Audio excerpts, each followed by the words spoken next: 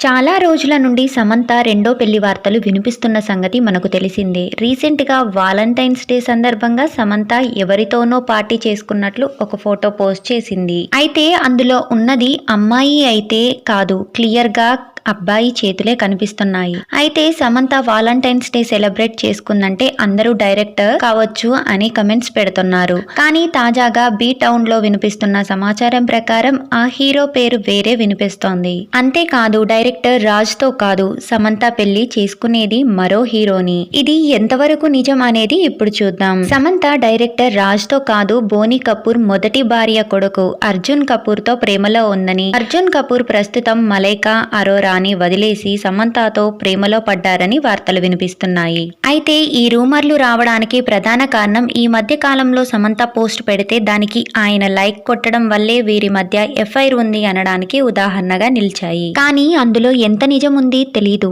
ఇక ఈ వార్తలు బీటౌన్ లో చక్కర్లు కొడుతున్నాయి. చాలా మంది నెటిజన్స్ సమంత బాలీవుడ్ లో బలిసినోడినే పట్టేసిందిగా, కోటీశ్వర్ల ఇంటికి కోడలు కాబోతుంది అంటూ కమెంట్లు పెడుతున్నారు. కానీ సమంత ఫ్యాన్స్ మాత్రం ఇదంతా ఒక చెత్త రూమర్ మాత్రమే అంటూ కొట్టిపారేస్తున్నారు.